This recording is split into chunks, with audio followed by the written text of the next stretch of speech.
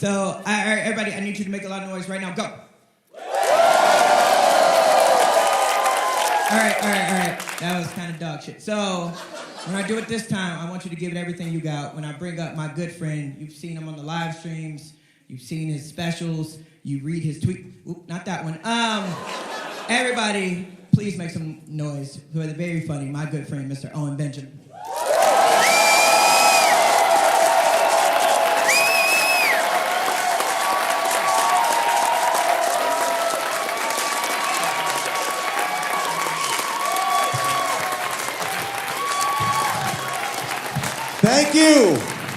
Thank you. It's so nice of you. Before we get started, this is our last show of the tour, and I'd just like to give a shout out to Eric, Dolev, Ben, Brandon, Coddington Bear, all you guys for making this happen. So please give them all a round of applause. Thank you. Yeah, I couldn't ask for better people in my life, and it's just been great. So, because it's a weird time in comedy right now, you know? Comedy's becoming threatened. People are getting weird about comedy. Like, people are getting weird about everything. And I figured Vegas is the best place to go because there's no way you guys can act weird about anything here. Like, what, is there going to be a protest when everyone's just, like, strung out? Like, I just think that this isn't fair. I'm offended.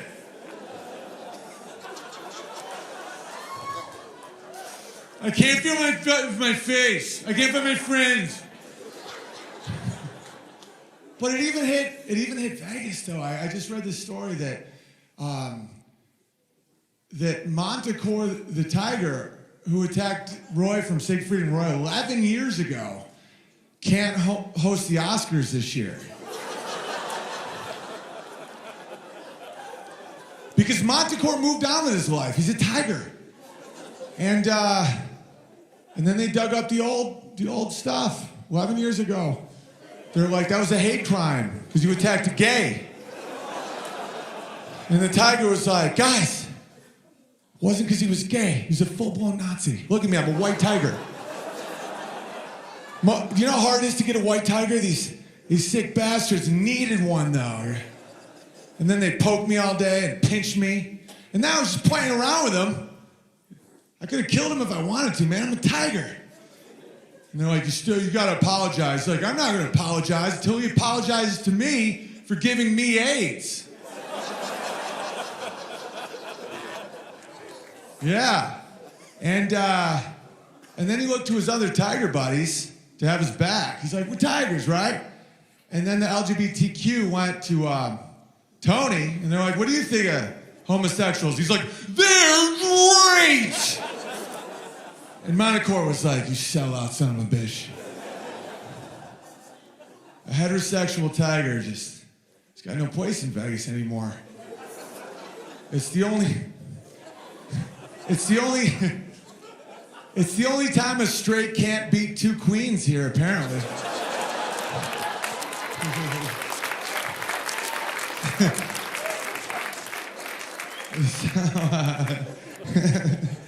I couldn't even say that without laughing. So this has been a fun ride for us. You know, we drove the whole way all together. And we started in Utah at Salt Lake City, and full of really good people, real positive people. When they settled Salt Lake City, they were just starving and thirsty and just tired, desperately looking for a place after being kicked out of Missouri for some reason. It's a true story. And they find a lake, and they're like, finally, water. And they're like, what is this? We can't even drink this. But Mormons are so positive, they're like, it's great. It's a great Salt Lake. And they can't even use it for anything, but they saw it as a blessing, and that positive attitude got them through some tough times. You know, and now these dudes, everybody there has some sort of small business that they're trying, like Tupperware or something, or like paints. They're like, yeah, we're a Latter-day Paint service. Me and my 45 sons, all named Jacob, spelled slightly differently. And the cool thing about them is they're not hypocrites, they're loophole guys. The Church of Jesus Christ of Latter-day Saints are amazing at finding loopholes. They're like, yeah, Joseph Smith said no coffee, Monster Energy. Right? Loopholes. They're not allowed to have tattoos, but I found out that Salt Lake City has the most plastic surgeons in the entire country. So they're like, no tattoos, but big fake tits, big fake balls. Big old fake balls, just big. Not breaking the rules, loophole guys. I want to get giant fake balls, like cute, like preposterously big. And then just get mad when people look at them.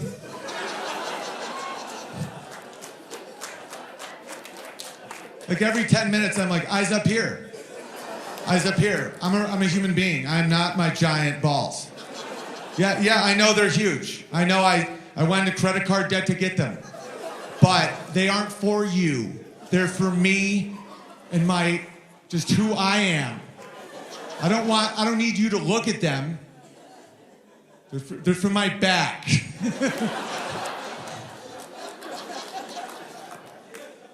Another thing about Utah is they got the team Utah Jazz, and I'm a musician. I played piano my whole life, and it is common knowledge where the word jazz comes from. That guy knows. Does anyone know what rock and roll originally meant? Sex. Rock and roll. It was because they had to subvert meanings that they couldn't say. Like, they couldn't say, like, you know, Elvis wants to bang all you guys. So they would say, rock and roll, and they'd all, like, wink and stuff. It meant sex. Rock and roll meant sex. And jazz meant semen, jizz, cum. That's what it meant. Jazz, smooth jazz, baby, jazz. That's literally what it meant. Jazz was slang for jizz. And they call it jazz. Jazz. Jazz hands takes on a whole new meaning, huh?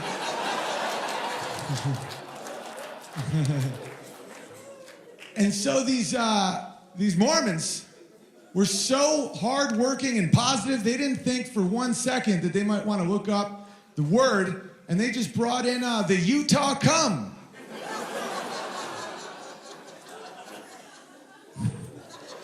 And then we went to Denver.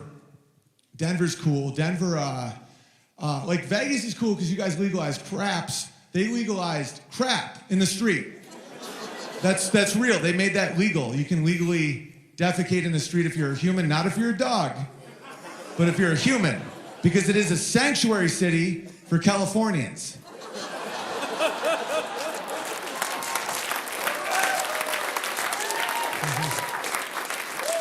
So all these Californians leave California because they've ruined their state, and then they go new places and vote for all the stuff that just ruined their state.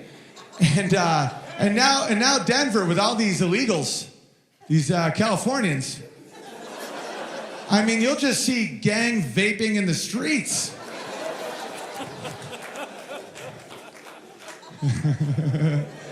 just everyone's getting vaped. I don't get why people vote like that, man. And like most of my friends most people I hang out with, like I meet a lot of people in my life, and people are pretty good. I want to know who keeps voting for nonsense. And I found out who it was in Vegas. You guys have thousands of people living under the city. You guys know about that? They're called sewer people, and they only come out once every 2 or 4 years to vote. And then they go back down. Nevada is 90% federally owned land, and they're trying to make it 91% because they have filled all of that with Hillary Clinton bodies. And no one thought that was possible. Like the mafia, the old mob guys are like, how'd you do that? And Hillary's like, I also have Bill. And they're just filling it with bodies. Yeah. And then we went to New Mexico, and one of the best shows we've ever had. It was like odd how fun it was, but we realized that in New Mexico nobody blinks. I don't know if you've been to New Mexico, but no one blinks and they just stare at you all the time. And I've always been fascinated with aliens, so we went all over New Mexico looking for them, and I did not realize the universe was full of Mexicans.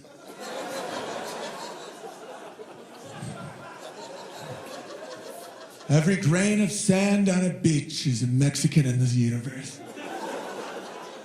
And they're flying saucer caravans. Las Vegas is the only city we've been to that doesn't seem to mind illegal Mexicans. And I figured out why. It's because, just wait for it.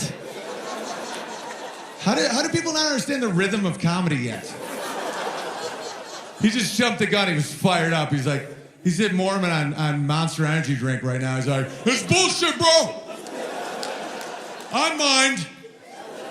Because there's a job in Vegas that no one else wants. Because my brother does, he's an arborist, does tree work. I've done tree work. I've done construction, a lot of jobs. That's one reason why I always get annoyed when my liberal friends from LA don't understand that. They're like, the Mexicans come and do the jobs no one else wants. I'm like, they're currently underbidding me and my brother. Like, they don't understand that, you know? And, but there is a job that no one really wants that the Mexicans will do, and that's flicking escort pamphlets.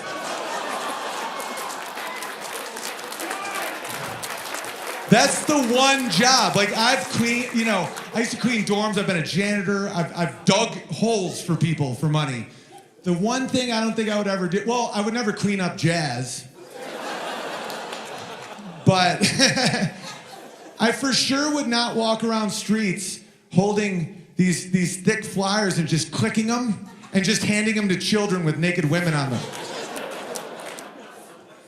That's one job that I feel like you guys are cool with giving up. And then we went to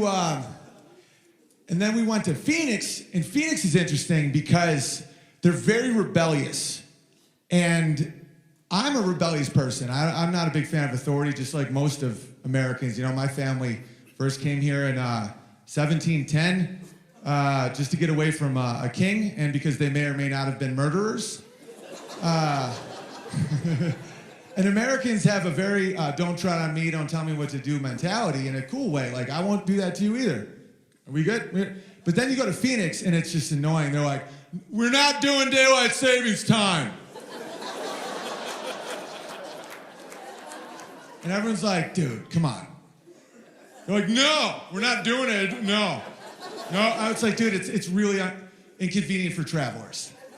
Like, as we're driving through, we all have to remember that you guys took a big final stand on this one, that you won't do daylight savings time. They're like, it's not saving time. Where's that hour go for 6 months? Why don't I get it, you know, some sort of more minutes on my hour?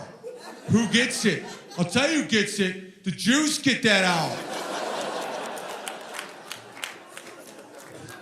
And here's the thing about Phoenix. It's like, guys, you have more important things, like the fact you don't have any water and you keep building.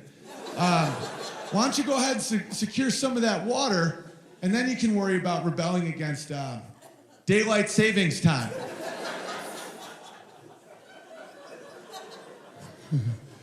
Hey. I have a wonderful family, and I think having a family is everything in this world. You guys got family? Family's how you get through everything. Having family is everything. It gives you a why. You know, everybody needs a why. You know, stuff doesn't do it. You just keep getting stuff. But you don't get a why, and you end up, you know, in the sewer voting for people. I just don't. Is it because it's cool down there, like because of the heat? Is that what it is?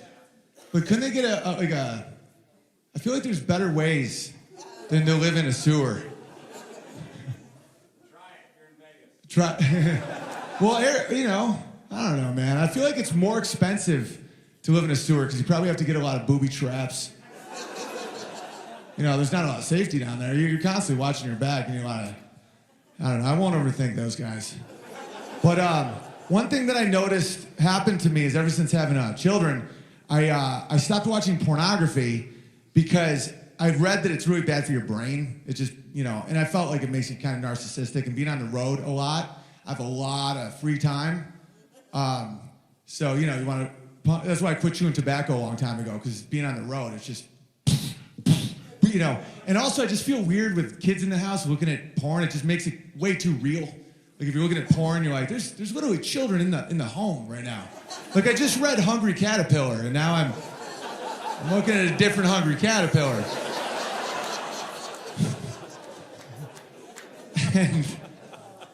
And it's good for you to quit porn. Like, porn it makes you kind of nihilistic.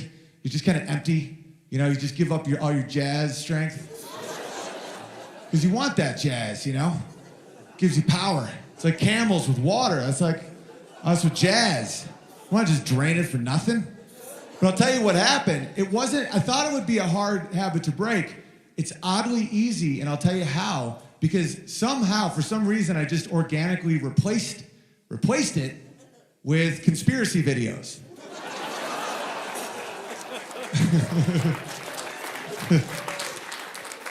Because it wasn't the porn, it was the bender that I was addicted to. It was just opening windows and being like, no way. Easily replaceable. And now I don't understand how people don't question things. Especially Vegas. Like, all the people that are like, believed you're a sheriff with his little story.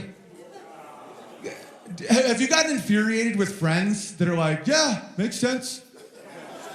It's like, this is the story a year later. A year later. Yeah, so we had an elderly man shoot 500 rounds, not automatic, semi, 500 rounds from a far distance with military accuracy. No one has video of it. Well, if they did, they've mysteriously died. And no video at all in Las Vegas of a shooting. None. And the top 6 floors of Mandalay Bay are owned by the Saudi Arabian prince. Do you guys know that? No big deal. And the guy has no clear motive. And then he died, and there was no real police response. And, you know, looks good to us. And these people are just like, yeah, sounds good to me. Because their balls are empty. They just keep draining their skepticism. Legalizing weed and free pornography is by design. And I only know that because I don't smoke weed and I don't drain my balls for no reason. They're like, yeah, that makes sense, you know, but I really want to know what the Mueller probe brings back. I know people that were there, like we all do.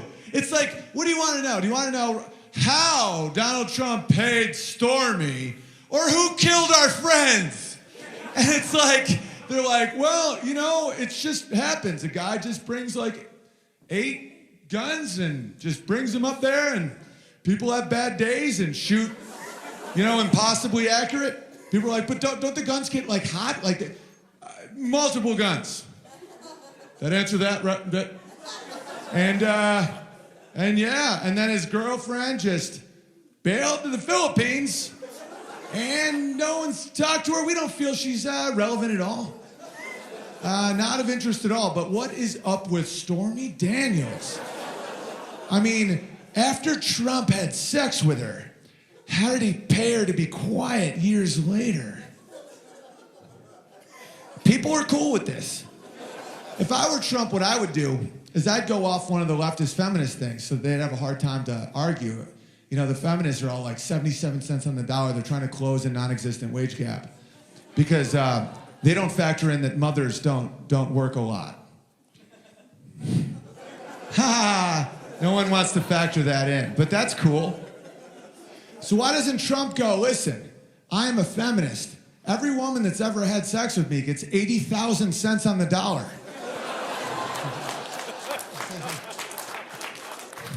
Nice.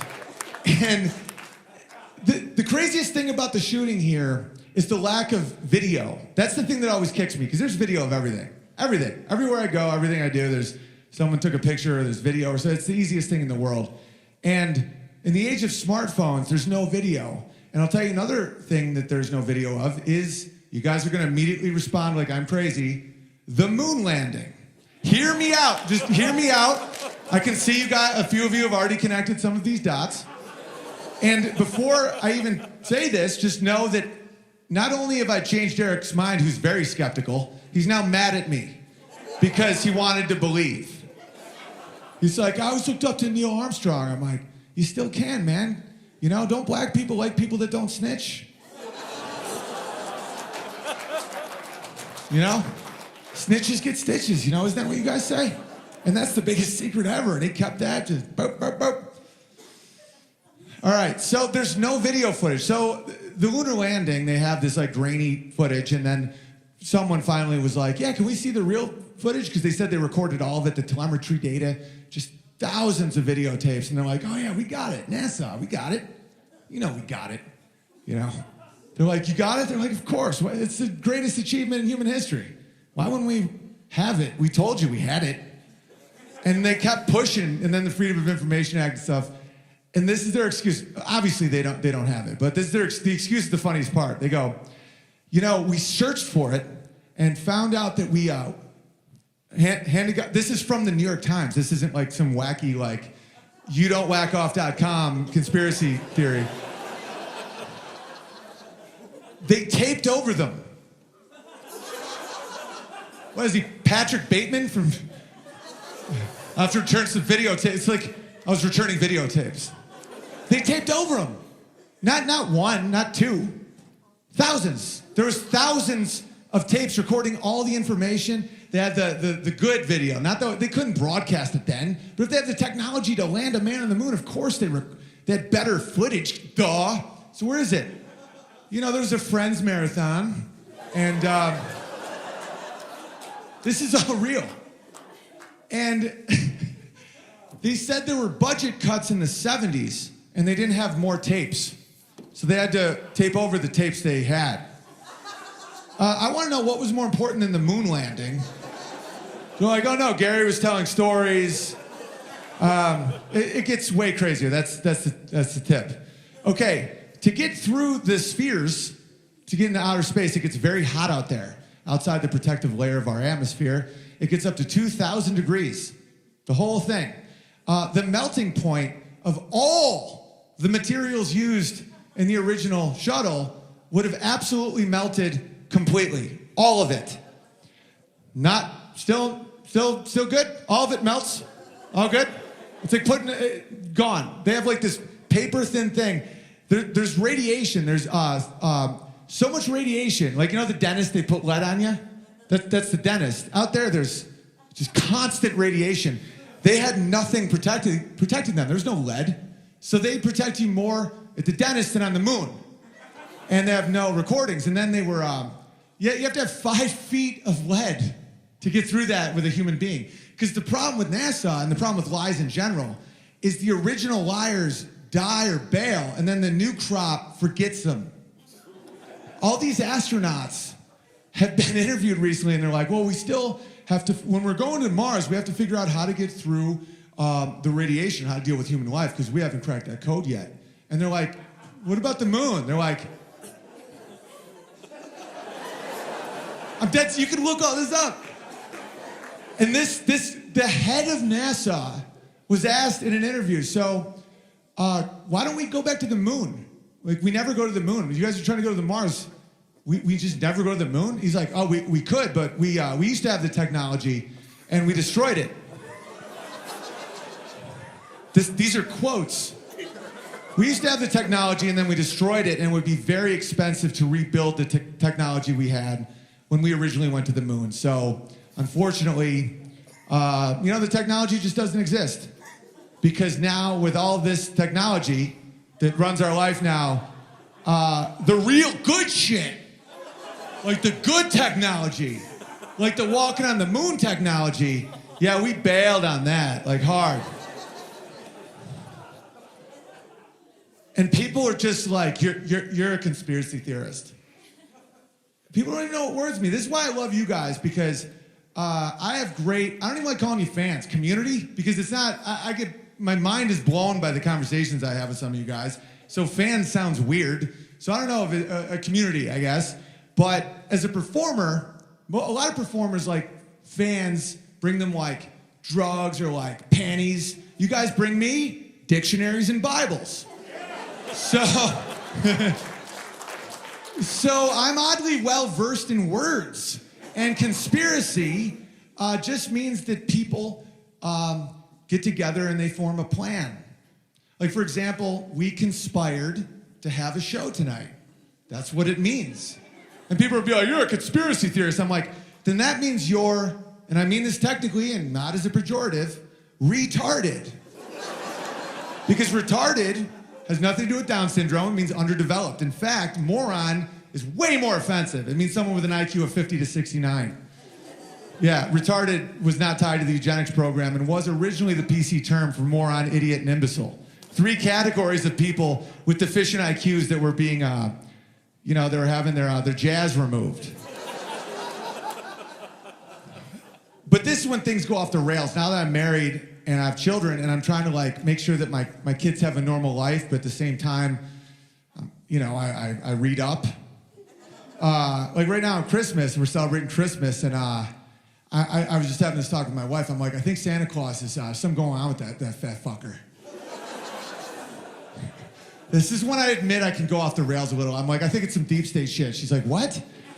I'm like, it's conditioning children to be okay with surveillance. You know, he sees you all the time. He sees you all the time. All the time he's watching you, naughty, nice. He has no rules of service, no terms and conditions. You don't know what makes you naughty, what makes you nice. What is this, Twitter? It's his decision? Tell me the rules, Santa Claus. I want to know.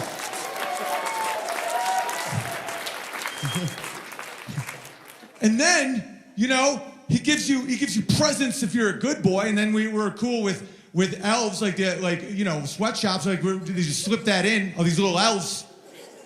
And then what do we get if we're bad? Coal, anti-fossil fuel for no reason. What if I want coal? What if the price of coal exceeds that stupid little wooden thing and I want the coal? Can I negotiate? And how about the fact that we all statistically and mathematically know at a very young age that a sleigh physically can't go house to house around the whole world, so we're now becoming okay with cognitive dissonance. And what's up with this little Satan deer, that the Satan horse that like rules the horses with the red face? He's special because he has a devil nose. What's up with that? And then I'm like, and baby, where are the elves? Where are the elves? Where? And she's like, and then she just fucks me. Because at that point she knows that I have too much jizz for normal thoughts.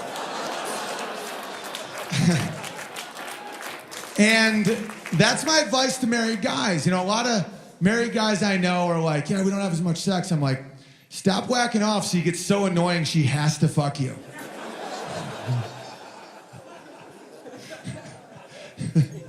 And then as soon as we're done, I'm like, yeah, Santa's cool, man. He's a good dude. And then later I'm like, ho, ho, ho, why does he say rejoice? Jesus Christ was born today. He never brings up Jesus once. Santa, anagram for Satan, just... No, Santa's great, dude. I love that guy. So jolly. I love jolly. Man, I want to be Santa Claus.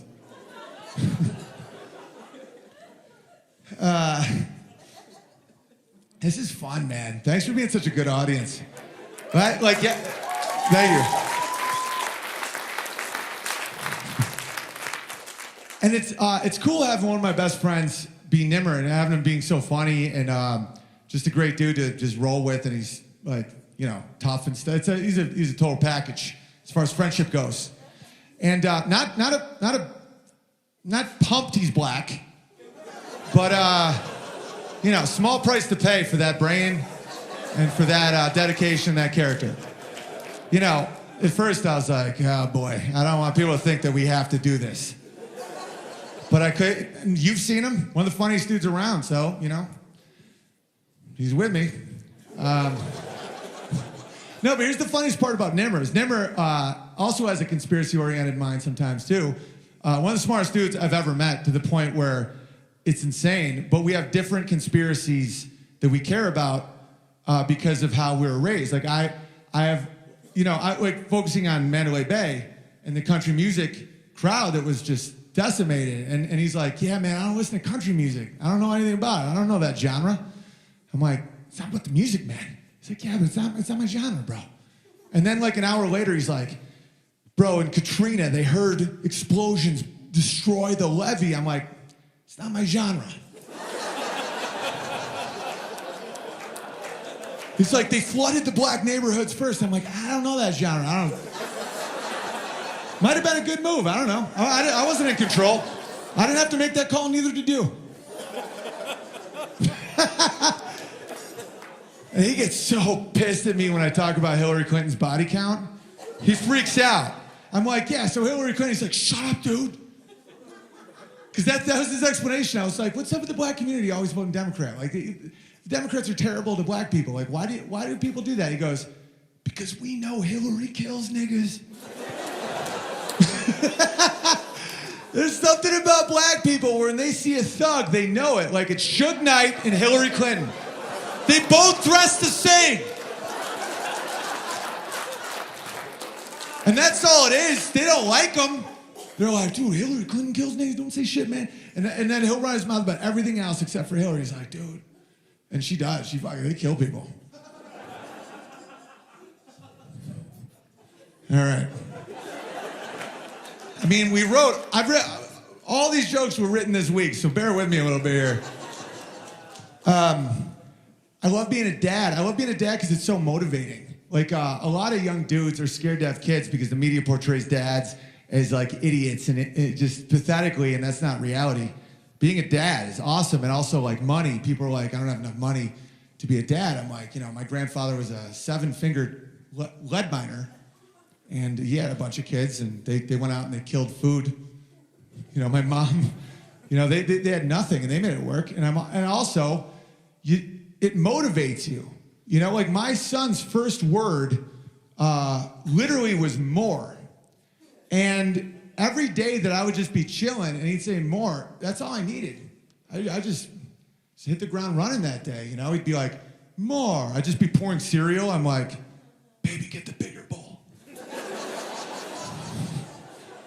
One time I was cross-country skiing, and he was, I pull him in this little thing, and he's just chilling like a king, and I'm like a horse, but it's fun. And I'm like feeling good. I feel like my cardio's getting going, and he's just like, more. I'm like, eye of the tiger. And he's like, more. I'm getting dehydrated. I don't stop till he falls asleep, and I'm exhausted. And then I go home, and I kiss my wife, his mother, and he just goes, more. So I brought her upstairs and made him a brother. And then finally he learned the word no, and I haven't done shit since. But he just learned it was the Illuminati. But that's all.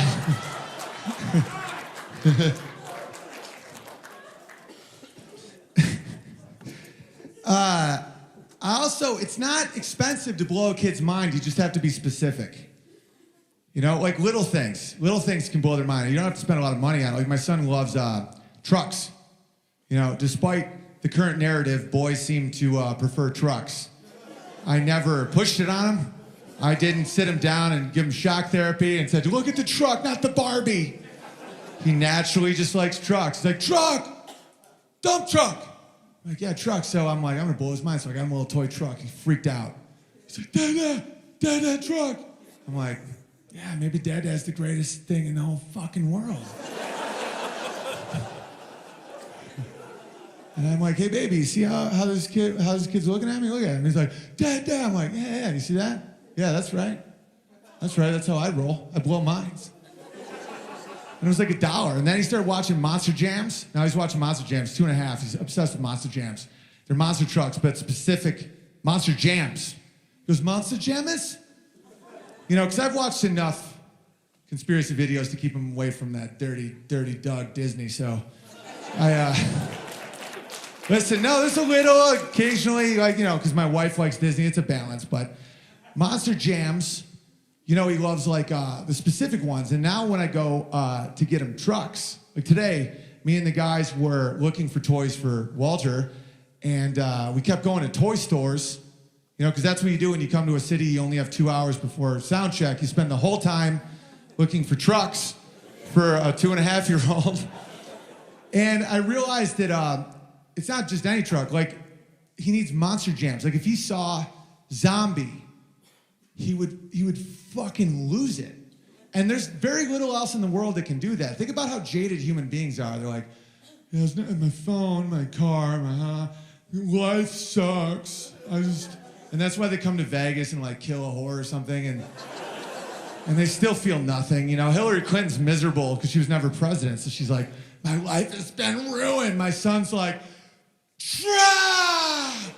And that's it. And it gives you spirit to see a child. It makes lies kind of not ring as much anymore because you see what life is really about. He's just all about, you know, for a while he was just all about tits, like hardcore, just. And then he's proud of accomplishments. And that's what I think we're missing a lot in this world, is just letting people accomplish something. Like, he's like, I pooped and potty. I'm like, I'm doing it now. Like, now I every time I piss outside, I'm like, I just pissed. And he's like, fuck yeah. And then, even though he's 2.5, he hangs out with me a lot though. He's like, but what are the Jews up to?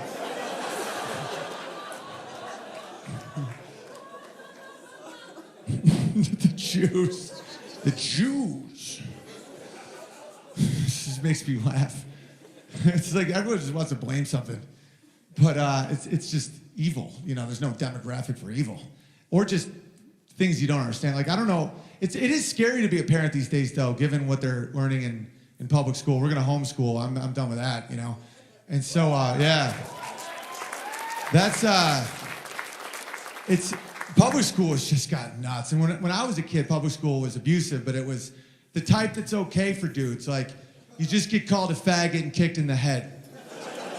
Because it didn't mean gay. Everyone knows it didn't mean gay. It just meant different or soft. No one knew what gay meant because we were children, and that's not an appropriate conversation to have with a child. So when we called each other faggots, it meant that we were weak, soft, or wore colored pants. And it wasn't because it was homosexual. Again, kids don't know. I thought dicks touched like this with gay guys until I was like 30. Like, I thought gay guys just tip to tip and smiled. This visceral hatred for homosexuals is made up so that people can wear like colored pants. And everyone knows it. Everyone's like, you know, oh, so you hate gay people? It's like, gay faggots? And so there's just this mass acceptance of a lie just to not get kicked off Twitter or Facebook for people, and you're not missing anything, you know? Just let them kick you off. Because now it's gotten crazy. Now in like second grade, they have LGBTQ classes. They teach little kids about tolerance for LGBTQ. This is 4 years after truck. Can you imagine? I had a hard time handling that in my 30s. I'm a very experienced person. I was like, because this is what blew my mind, is the B contradicts the T. Bisexual implies a binary world of sex. Bi means bi, two, male, female. T means nothing matters. There's infinite genders, so bi is hate speech. They have hate speech in that little thing. At first, I thought that it was logical. It was lesbians, gays, bis, tris, quads. Because that makes perfect sense. 2, 3, 4. I didn't know what 3 or 4 was, but I know better than to trust the gays, or to question the gays, not trust. That was a weird slip. I know better than to trust the gays. Yeah, because if you give them an inch, they'll take 8.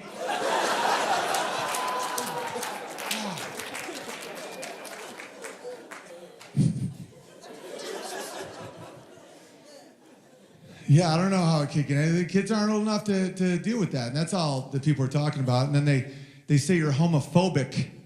You have a phobia. You have a fear. I worked in Hollywood for 12 years? You know, successfully. You know, Eric neglected a lot of credits when he introduced me.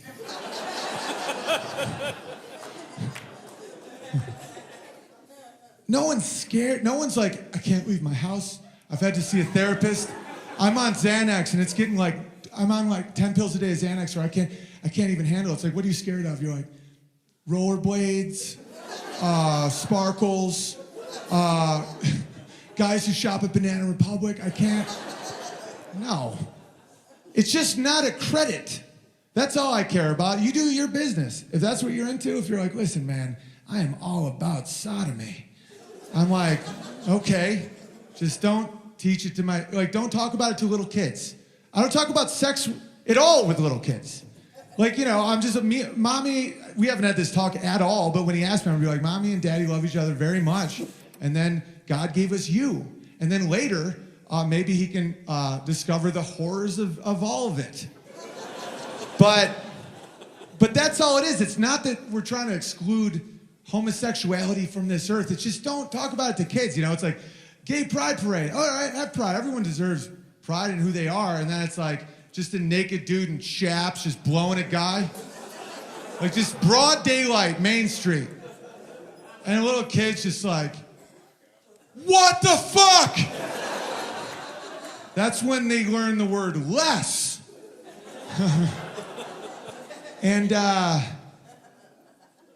you know, because there's good people, bad people. Being gay just doesn't make you good. It's just a factor, like height. You know? It's like all these people, like the Salt Lake City elected a lesbian mayor, and they can't stop talking about it. The first lesbian mayor. We have accomplished something. I'm like, what is she, what's her policies? That's cool about all that stuff, but, you know, what's she gonna do for the city?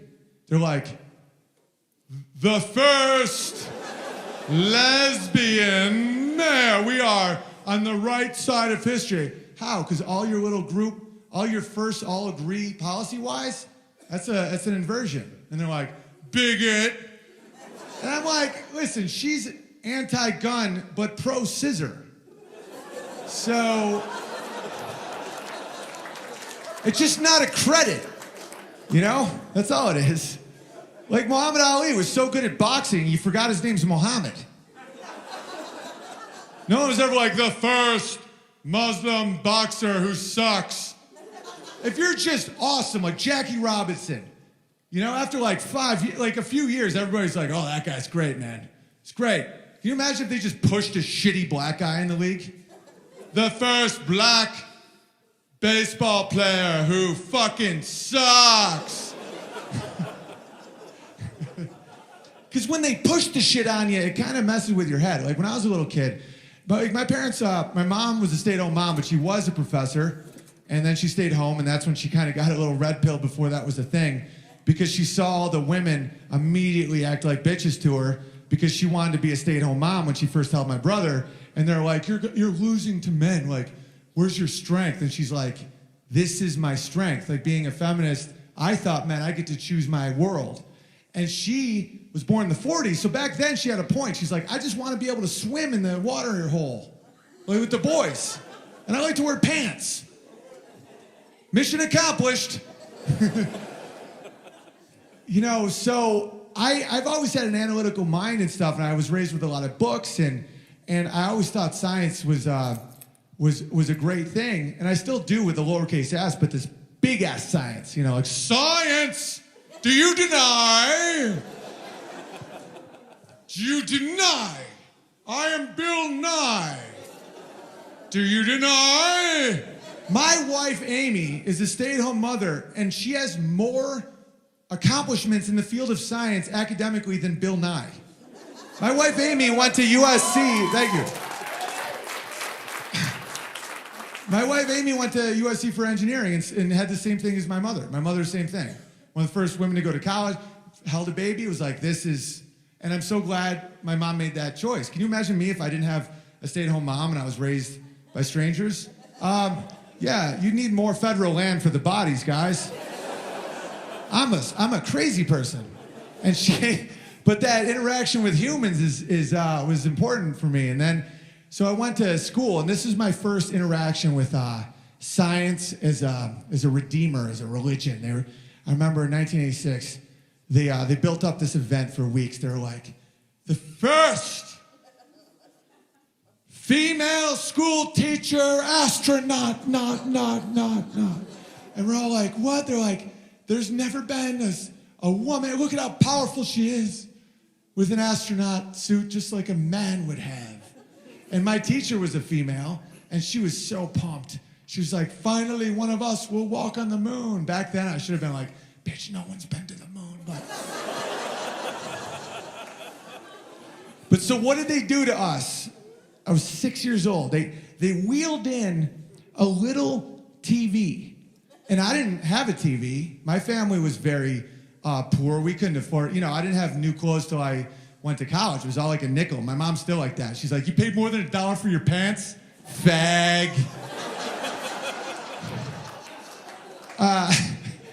And so I had no experience even watching television. This was all mind-blowing to me. And so they wheel in this squeaky-wheeled little TV, and they're like, kids, we're about to witness science. And they wheel it in, they're like, this is the Challenger. And it's sitting there, and the whole class is staring at it, just these little kids. And we're all like, okay, and they're like, mission control, 3, 2, 1. And that's just, we're all like, so, this is great, we're accomplishing it. It just goes up and it's showing pictures of the woman and her job and her at the school, and all of a sudden,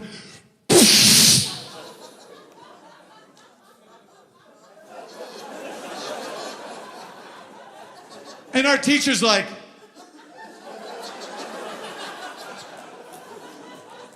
and then no one said anything, and they just wheeled it out.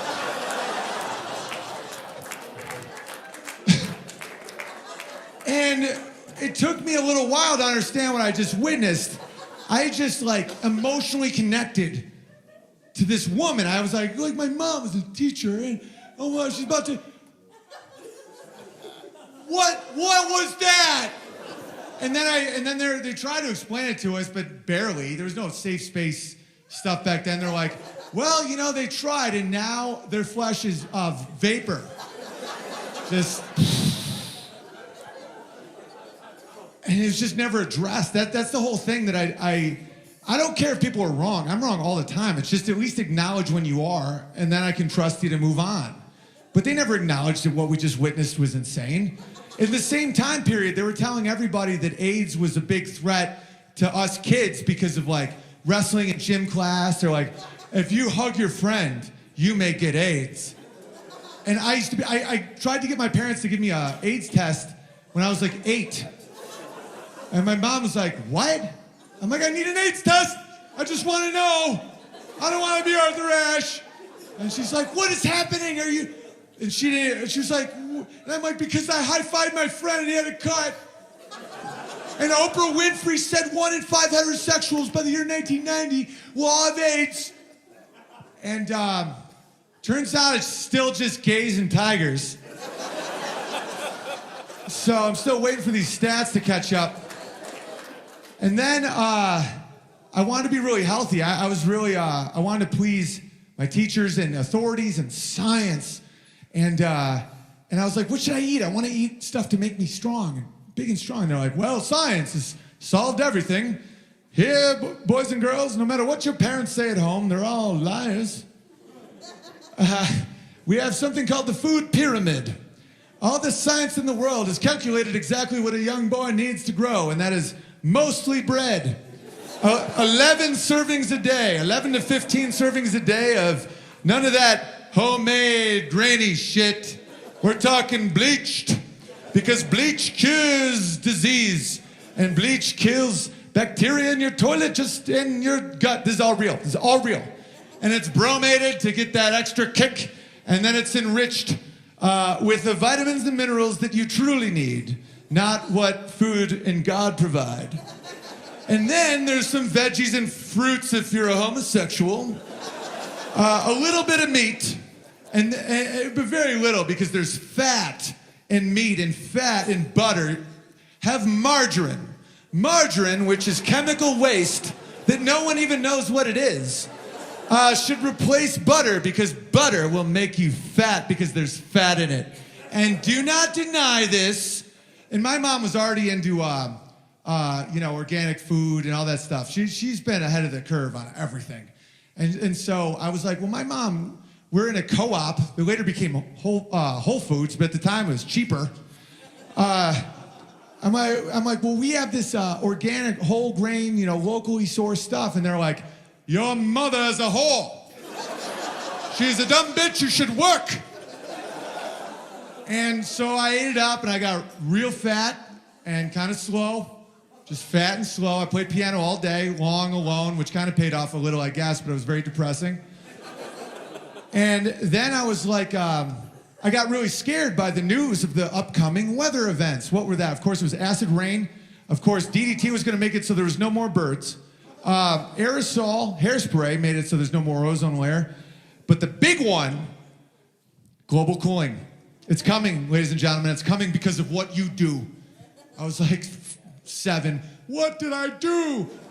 Did you need to use that fan this summer?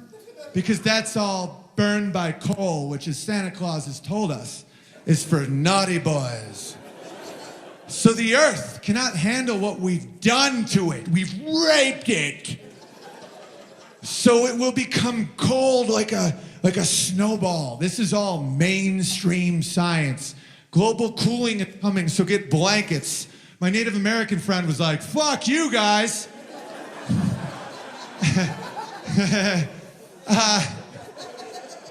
So I got all in it because I was raised in such a good environment with my mom, my authority. My father was working, but also great authority, that the authorities had my best interest. So I'm wearing like 3 pairs of socks. I'm gearing up for the cold. And I'm trying to not like have my light on as I'm reading. And so that was that. And then the final one was I wanted to grow up to be a hero. Like, I want to be a hero. Like, what is a man? What's a strong man look like, guys? Who's our hero? And they're like, search no farther, guys. There's an American hero. Everyone knows it. He just brought home a gold medal. And we put him on the Wheaties box. That is a man. He said, feet do not fail me now. And he muscled through like men do. And that is Bruce motherfucking Jenner, ladies and gentlemen. That's a man's man.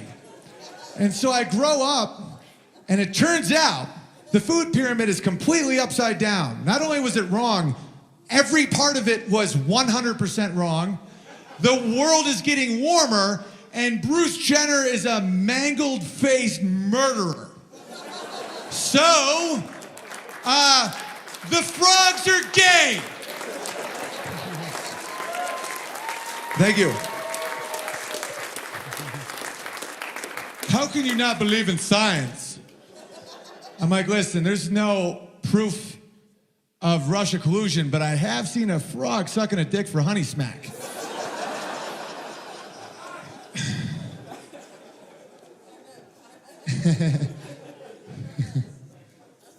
All right, guys. I'm going to play you guys a little music. You want to hear some music?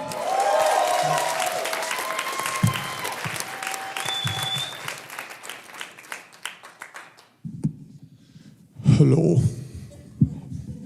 I can see I'm like the Snoopy kid. Like every piano is just, that's when you see my gargantuan size.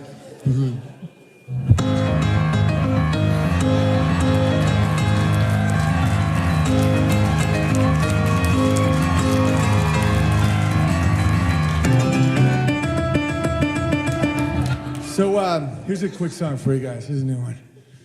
All right. You guys hear me? Is this mic still the same? Is this a good mic? Awesome. All right. All right, so what we got here? Gun control to David Hogg. Gun control to David Hogg. Drink your soy drink and put your rollerblades on. This is Owen B to David Hogg. It looks like you don't have pubes. And you and Cooper want to tell me what to do. So,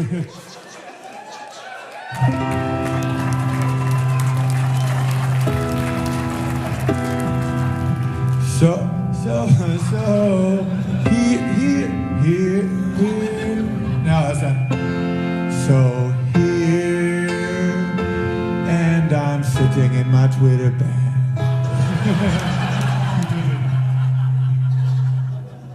The Twitter bird is blue, and it's run by all the Saudi Arabians. Thank you. You guys are a fantastic crowd, man. Thank you.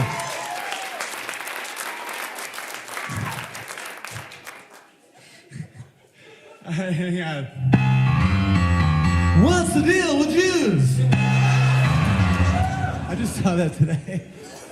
And by the way, I got nothing against Jews. I just think that's crazy funny. Like the funniest conspiracy theory of all time is that the Jews control the weather. That makes me laugh so hard that there's just a bunch of Jews and they're like, look at this asshole walking. Not just rain on this fuckhead. It's just the weather. That's just so funny to me. What's the deal? Anti-Semitic Seinfeld is pretty funny. It's like, what's up with the Federal Reserve? I mean, who owns it?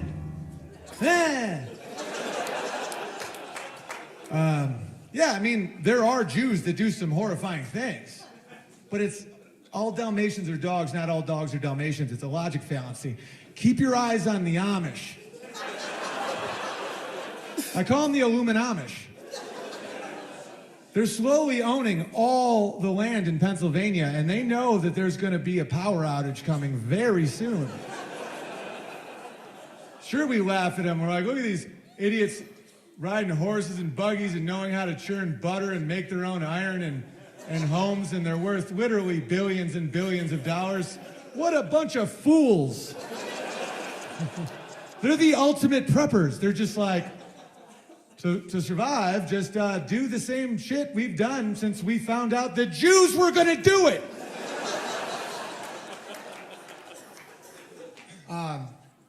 One thing that I've noticed about music is it's gotten pretty bad. Have you guys noticed that there's no good music now? It's happening with everything. It's like beauty is now like racism or something. Like art, it's like, remember the Mona Lisa? Well, here is just a dot of period blood. That's true. This is the truth. That's not exaggeration. That's a dot of period blood. It's worth $3 million. The real art is watching some dumb asshole pay that. You know, it's like we don't need function or form. You know, we don't need these big, beautiful buildings. Look at Obama's library. It looks like just a mess. And it's great. It just looks like shit. And don't architecture shame us. Now look at Hillary Clinton. She's dressed like Mao Zedong if he was a crayon. And that's fashion. Don't fat shame Amy Schumer. Her body is just as good as an attractive body. It's not the same thing. It just so happens.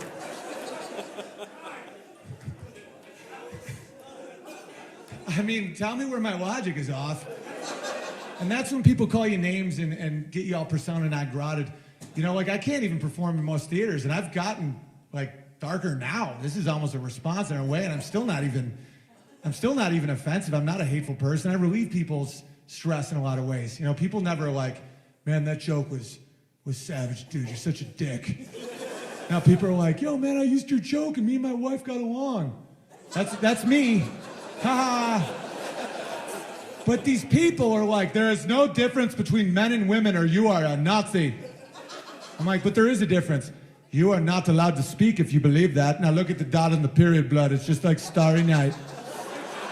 I'm like, no, men and women are fundamentally different. You can make that argument for races, but men and women are completely different. And if you don't think so, you just might be a sodomite.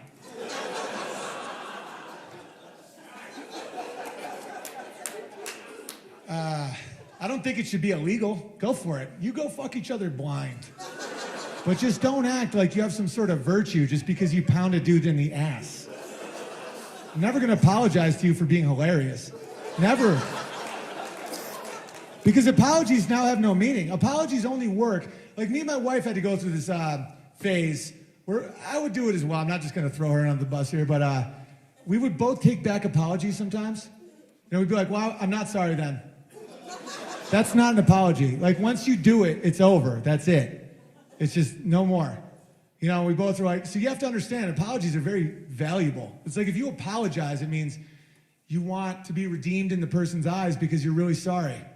And you've learned, and in the future, it won't happen again. Hopefully, who knows? We're all flawed.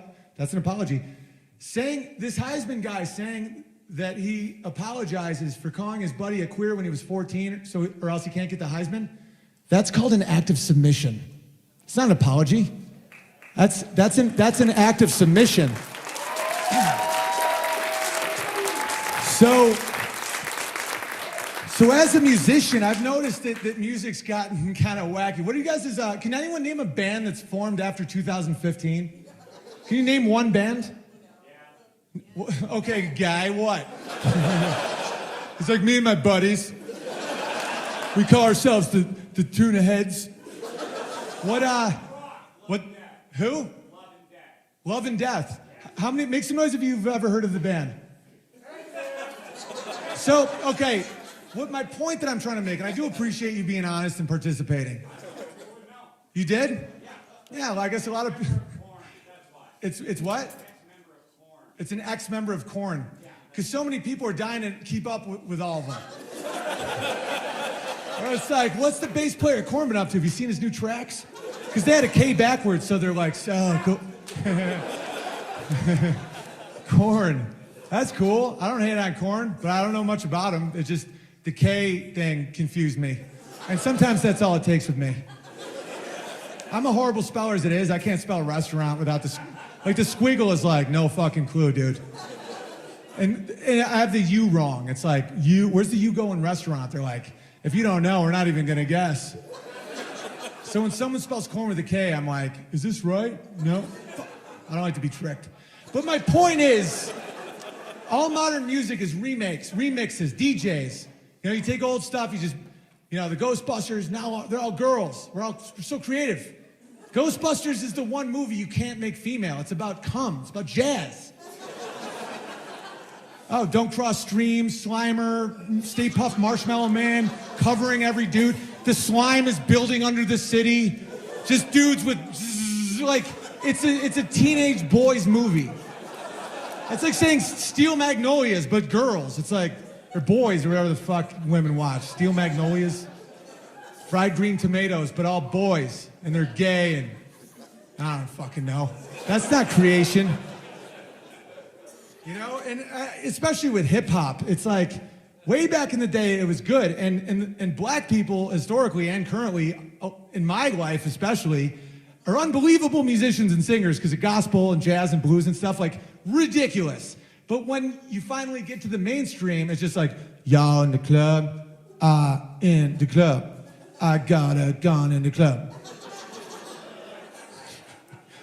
Yeah, club. That's the end result of that, you know? I think the last mainstream hip-hop song that I liked was by Eminem. It was on the 8 Mile soundtrack because it made white people feel like we had black people confidence. And it still happens. When this song comes on the radio, every white dude just like puts his hood up and chills. It's like...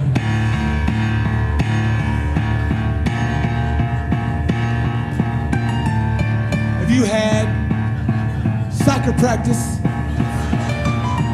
and your dad forgot to pick you up? Did you walk home in the rain? Or did you wait for Chad's dad? If your mom packed you yogurt, but that bitch forgot the spoon, do you use your finger? Or do you take Chad's extra spoon? And every white kid's like, yo. And the song that ended it for me, and this is back when we still had songs that we all know, that we all can identify as a group. You know, they're starting to splinter us off, right? Just about like herds, like zebras, just, you know? None of us know all the same song. No, there's no Zeppelin. There's no Stone. It's like love and gay shit. Does anyone know up in me? I'm in the same boat. I'm not making fun of you. Just the fact that, what was it called? Love and what? Was that exhausting for you? It's like, oh, how many times a day do you whack off to porn? Be honest. You sounded exhausted. You're like, I don't have the strength to say it again. I was just on a bender. I had more windows open than Wolf Blitzer, man. It was it's a situation room. I couldn't even finish. My dick is so numb.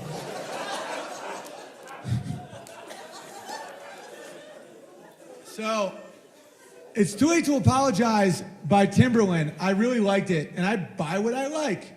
You know, just like you guys. You got a ticket, and then my wife emailed you the location, almost like it was a speakeasy or I'm selling crack. And then you guys show up to this community center, and they have this beautiful theater in a bizarre place. Right outside, there's people just shitting, but mainstream Vegas. I'm dead serious. It takes a while for me to get a venue because mainstream venues are like, oh, and Benjamin, we don't want the hustle. It's like, there's legal prostitution and street shitting here. It's like, yeah, but that's not what Owen does. What Owen does is talk about marriage and piano. It's problematic. Problematic doesn't mean anything. But anyway, so thank you all for coming. You support what you like, and I do the same thing. I was like, Timberland did a great song. I'm going to buy it, And so I bought it, and then I found out it's not by Timberland. It's by a band called One Republic, and this is the only thing Timberland added.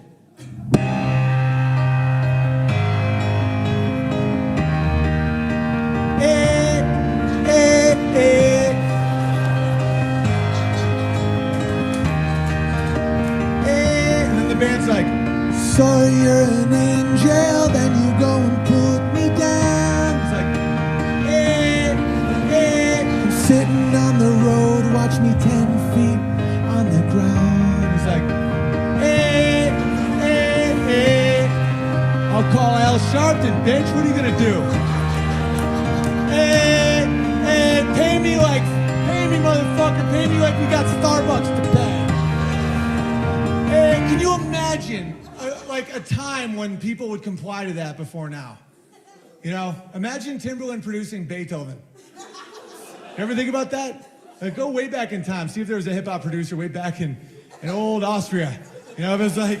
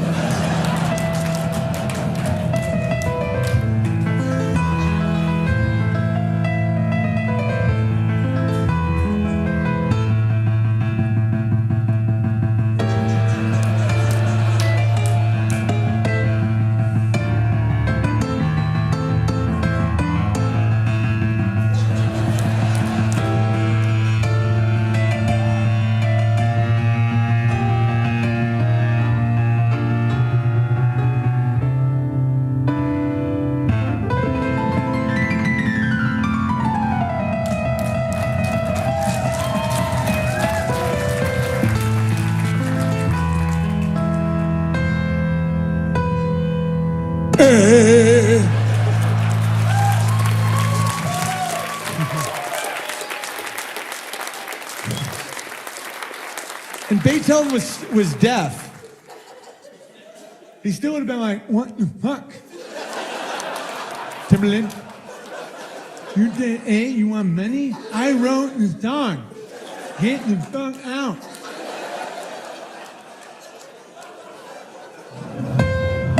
And he still was like, you wrote Ode to Joy, deaf. He's like, I can't hear then.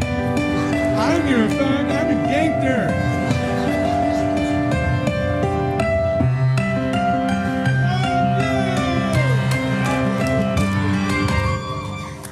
Now people are like, Ode to Sadness.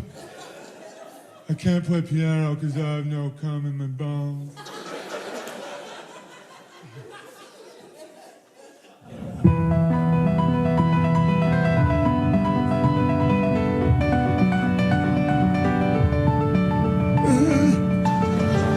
Like, there's no form. It's hard to be good at something. Now, people like, this, okay, here's my, this is a quick impression. This is called Everybody on Cocaine. Dude, I'm telling you, we could literally start a business anywhere. We could just sell flowers. Why doesn't anyone do that? They can grow out of dirt. Dude, we just fucking sell flowers. Oh no, Owen can't perform here. He's bad.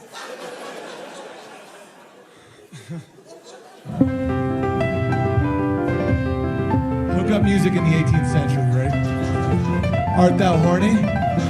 Yeah, take that bonnet off, baby. I have cometh.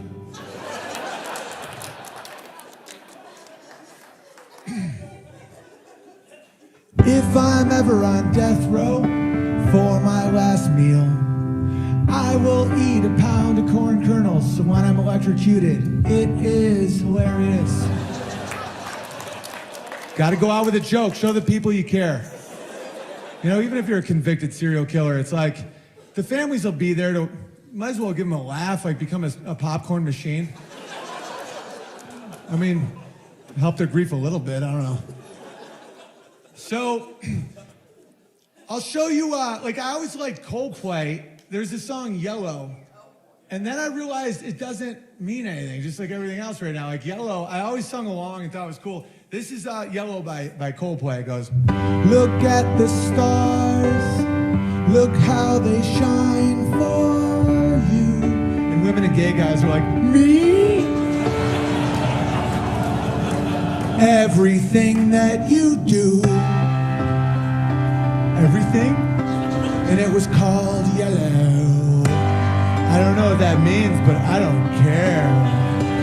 It's like, that doesn't mean anything. If you took 10 people that like the song and you have them write out the meaning of the song, they would all be completely different. It'd be like, Yellow, man. The real meaning is school buses.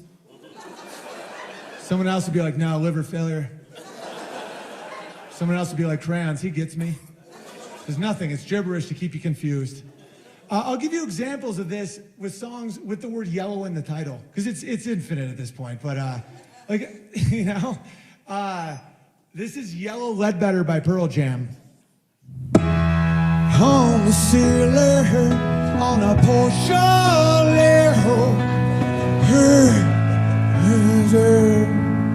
wanna lay once I saw you, always in all way, yeah. And I called and I said, and I want to call out, yeah, yeah, oh, hey. How about a hee-haw, yeah, oh, round the world, make me pray.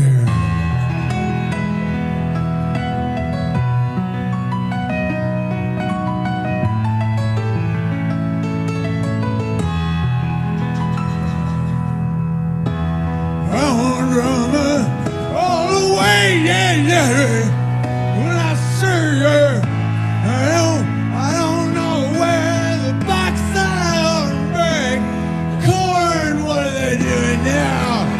Hey,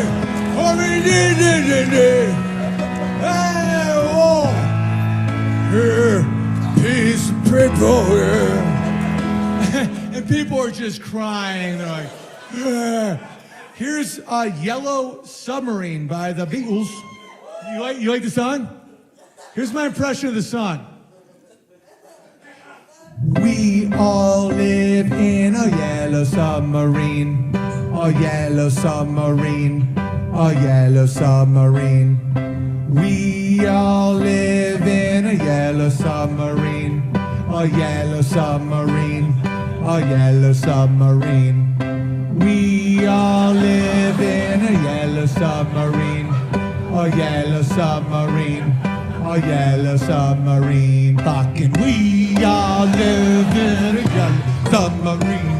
A yellow submarine. A yellow submarine. And our friend.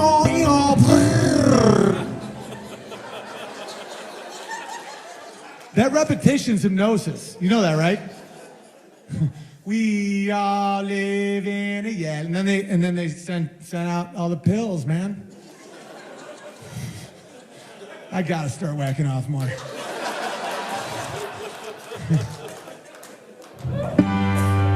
And then, okay, the greatest songwriter of all time is living legend. #1 song of all time, according to Rolling Stone, was by a man named Bob Dylan, who sounds like a retarded bumblebee. Here's my impression of Bob Dylan singing a song of just nonsense rhetorical questions. A real song would be the answers to these questions, but I guess, you know, Democrats like to ask the hard questions and then not have the answers and then get real mad. We need to stop rape. So the million Somalians may have been a bad call. How dare you apologize? I mean, guys, they're literally holding machetes. That is phobia. Yeah, it's phobia of rape and stuff that's happening. All right, this is my impression of Bob Dylan. Yeah, yeah. Yes and yes and how many roads must a man? I can sing it higher. Yes and how many roads must a man before you count him in? Yes and how many times must a man shake his head and pretend that he does the same? The answer, my friend, is blowing in the wind. The answer is blowing in the wind. People are crying. They're bawling. They're like, peace is possible. He's like, yes, and how many times does the cannonballs fly before the forever band? Why does no one care? That was some gun control shit way back then. How many times must the cannonballs fly before they're forever banned? I don't know. How about the FBI look into what really fucking happened? All good. All right. Like I was just in, that's another reason why the powerful people in the world don't like comedians is because we get to travel. And I was just in Denver, and they have a giant Satan horse in their airport. And it's in real life, it's terrifying. It's huge and has demon eyes and spikes, and it just looks apocalyptic, right? And so I was telling my friend that I'm like, man, this horse is freaking me out. I think it's some like real Satanist shit. She's like, that's art. I guess you don't understand art. I'm like, well, you have an Instagram account, you think you're a photographer, and I can play Bach by ear, so I don't know, maybe I do.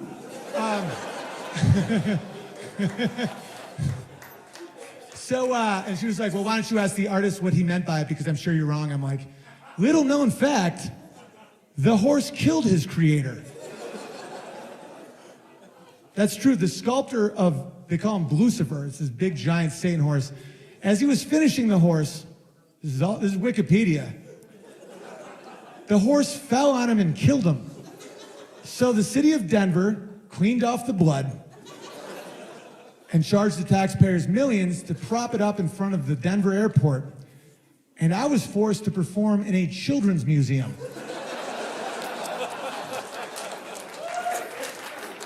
Because, you know, it's not the Satan horse, it's this guy.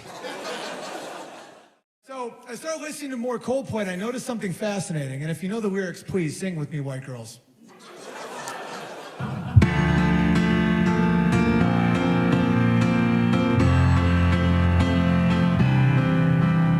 You're a sky, you're a sky, you're a sky full of stars. I wanna give here, same band, different album. Come up to meet you, tell you I'm sorry. It's the same exact chord structure. Tears stream down your face. This is another Coldplay song with the same chords. In a sky, it's exactly the same song forever. I think it's a deep state CIA thing. Hey, hey, hey.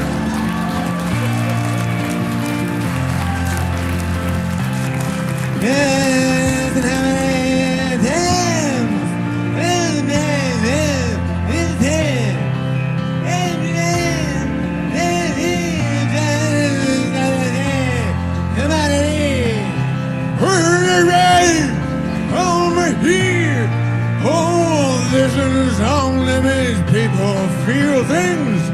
It was created by the CIA. Hey, hey. Come up to meet you. You are not a sky full of stars. That's physically impossible.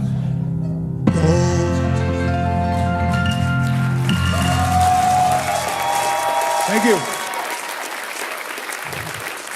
So I just want to say from the bottom of my heart, thank you for coming out. And after the show, I'm just gonna fucking roll the. Well, I'll be out there and we can hang and do pictures and stuff. But I'm driving back home because my boy, like, we did a Skype and he started like getting sad because he missed me and then he got sad. And so I'm like, all right, boys, load up the truck with 24 Red Bulls. And so after this, I'm just out. And but I'll hang a bit if you want, and I know they got T-shirts and stuff and hoodies that may get you fired at work, but you can wear them other places. And I'll be back to doing live streams again as soon as I'm home.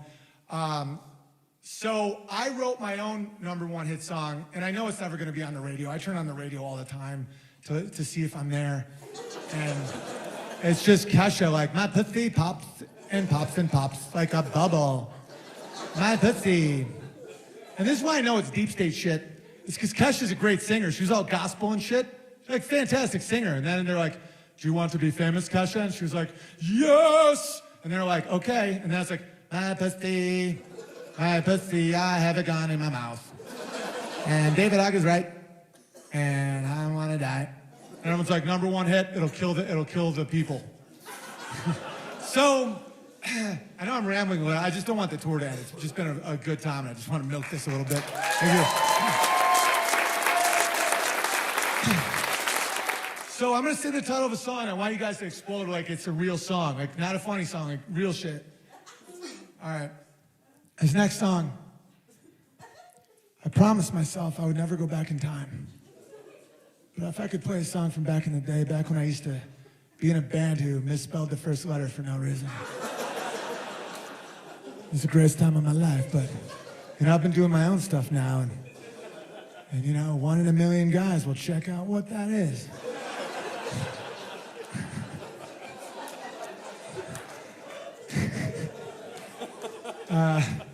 If we can go back in time just once to play one of my hits. You know, I don't like to be a sellout, but, you know, I miss it too. I know you do. It's called OTPHJ. That's the first time you've disappointed me the whole show. Any way more than that. That's not your favorite song. That's you doing what I told you to do because you're nice people. Pretend it's Don't Stop Believin'. It's 1975. You just smoked weed for the first. You're like, no way. This is my favorite song. Like, feel it. Let's try it again. And we'll do it till it's right.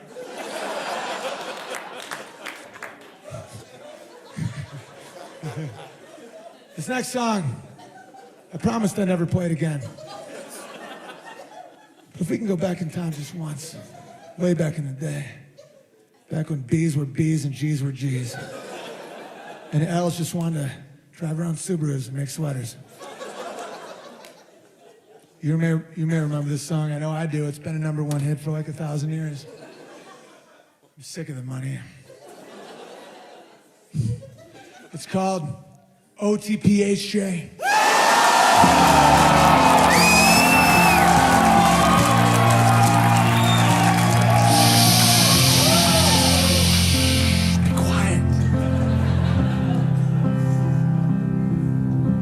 You're in a Walgreens and your girl is looking sweet.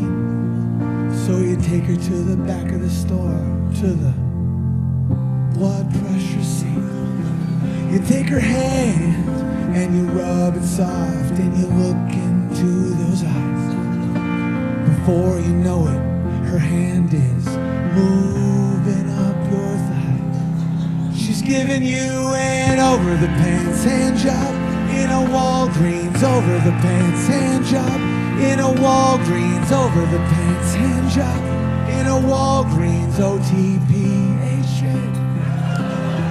Okay, that was beautiful, but I want it one last time, and I want a sing-along, because they get it. I never get sing-alongs because comedy has to keep evolving. 90% of these jokes you've never seen on YouTube, nowhere, because they have to stay fresh. Not #1 hit guys. They can play the same shit forever. And everyone's like, again. So I want you guys to know the words. So I'm going to go over the pants hand job, and you guys go in a Walgreens, and you're crying. And this is way more meaningful than those other songs. There's a beginning, a middle, and end. This has romance. It's between me and my wife, Amy. It's about commitment.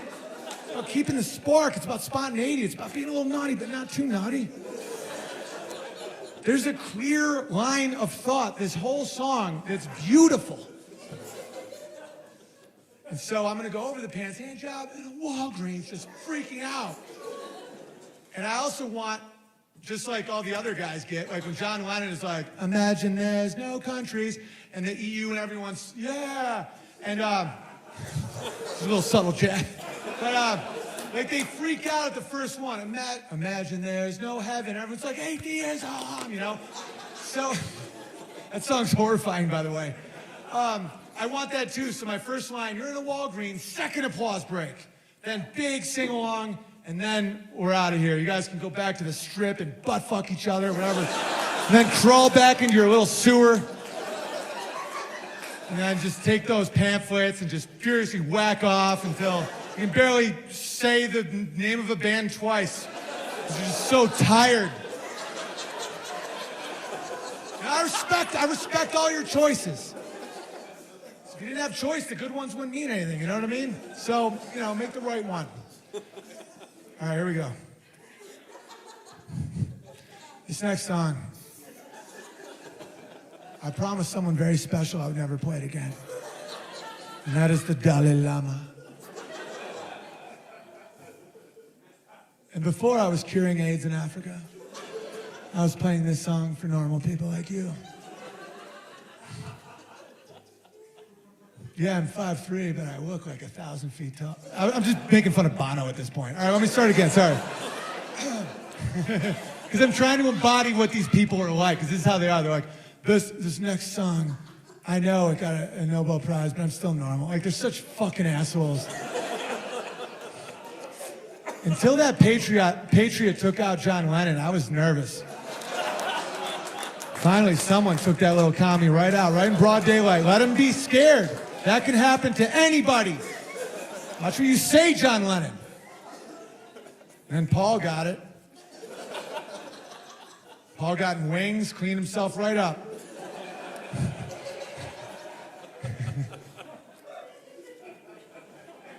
What the fuck am I saying? That's another thing that keeps you like a homing pigeon going back to your wife is not whacking off. Like, I'm driving 13 hours tonight, and I'm just gonna be like, ah.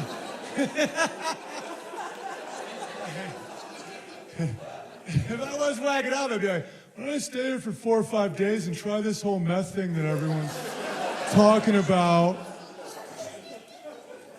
This next song, I promised myself I would never play it again. Back before I did stadiums, I was just like you guys, just a poor bastard trying to get by. I get it. You may remember this one from back in the day. I know I do. I was probably fucking all your mamas.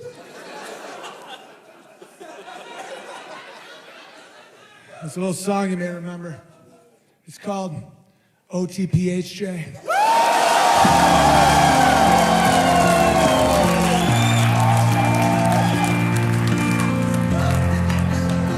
Fuck you, CVS.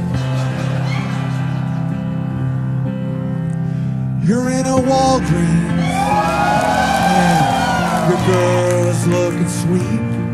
So you take her to the back of the greens, to the blood pressure seat. You take her hand, and you rub it soft, and you look into those eyes. There's my fireflies. And before you know it, that hand is moving up your thigh. She's giving you an over-the-pants hand job. Over-the-pants hand job. Over-the-pants hand job. OTPHJ. You were discreet. The clerk didn't know what you were up to. But baby, it's time to go, 'cause they gotta clean up in aisle 2. 'Cause you got an over-the-pants hand job. Over-the-pants hand job. Over-the-pants hand job. Over-the-pants hand job. Over-the-pants hand job. Over-the-pants hand job. Over-the-pants hand job. And it was all yellow.